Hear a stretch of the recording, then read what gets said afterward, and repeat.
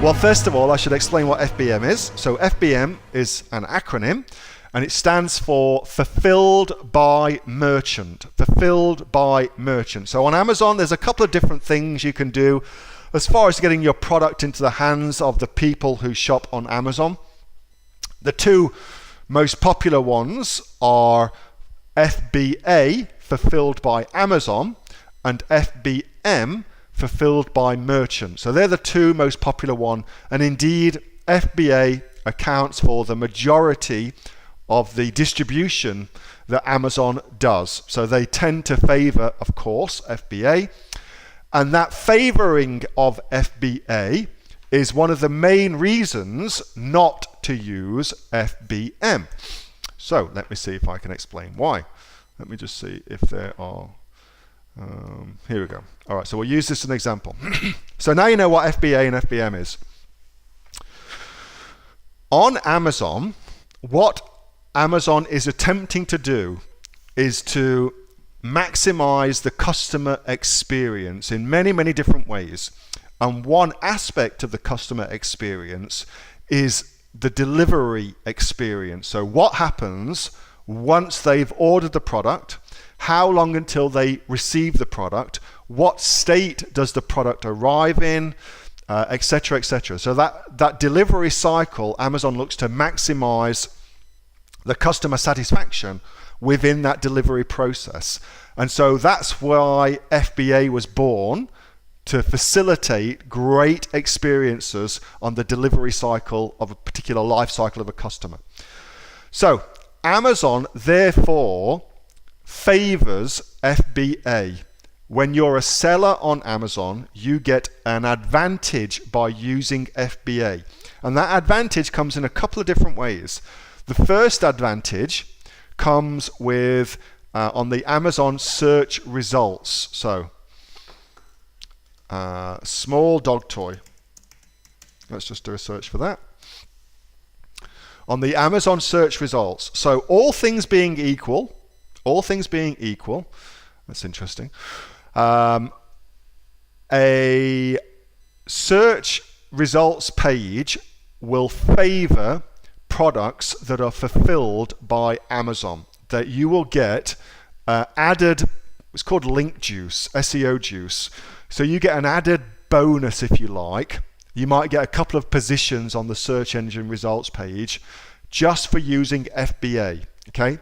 Now that in and of itself ought to give you pause for thought before you choose FBM, because you get a unique advantage just in the search engine results page by using FBA. So there's that. Second advantage, let's go look at this. So here's a product where there are multiple people selling it. So you can see here other sellers on Amazon. So they're all selling this same product, all right? Same product. Now the product that's got the buy box is this one here, by Kong. Ships and sold by Pets of Australia, and that is the buy box just there. So it's the ability to just add to cart and add your product to cart over and above any other product, okay? So let's just go and look on the thing. So check out the price. It was $8.99, okay, $12.59, $15.99, etc., etc. Now, this is not, oh, this is okay. Notice that that is not, Pets of Australia is not the cheapest price. In fact, it's the second cheapest price, and this one is Prime, but unfortunately this is out of stock. So I will bet you $100 that once that gets back in stock, that will have the buy box. So again, all things being equal, Amazon will give you the buy box if there's multiple sellers competing for the same product.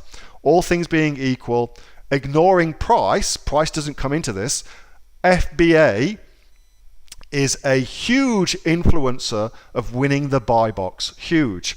It's probably, and I've got no empirical evidence for this, however, in all the tests that we've done, FBA products repeatedly, consistently get the buy box over and above products that do FBM.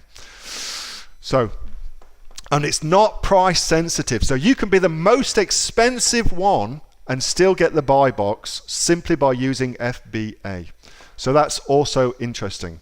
The other downsides to FBM for me is that it's a pain in the arse to ship and fulfill those products yourself. I don't want those products in my garage. I don't want them in my front room. I don't want to be schlepping off down to the post office. I don't know any of that. I want to focus on the profitable things in my business, which is finding great products, looking after my customers. I want to focus on those things, and so I outsource as much as I can of everything else.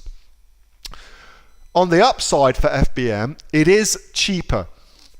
There is no doubt about it that it's cheaper to store your products yourself, but what myself and people like Sue Josephson and Pippa and Kate, etc., all do is we have a warehouse that we've done a deal with that lets us keep a percentage of our product in the separate warehouse rather than Amazon's warehouse. So we keep 20% of our products with Amazon, and the other 80% is in a warehouse ready to ship in 2 days between the two when we're running out of stock. But that's really an advanced strategy.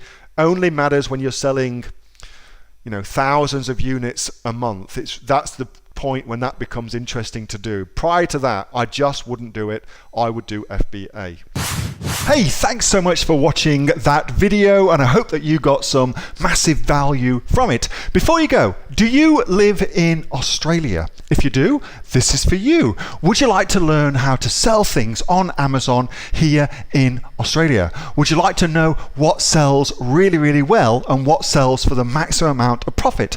Would you like to know where you can source those products from, whether that be in China or here in Australia, and how to source them so you pay bottom dollar and get maximum value for what you're doing? If you do, please subscribe to my channel and like this video, and you'll learn that and much more. It's the exact same information that people like Jeff from New South Wales have used to make $45,000 a month on Amazon, that Sue, who's from the sunny coast, has used to purchase herself a brand spankly BMW every single year as a result of her e-commerce business, and the lovely Kate from Bowral in New South Wales has used to make $32,000 a year on, a month, not a year, a month on Amazon, and indeed Anthony, who makes $15,000 a month on Amazon, selling, as he puts it, odds and sods. If you'd like to learn the exact same information that they use to maximize their profits for their Amazon businesses,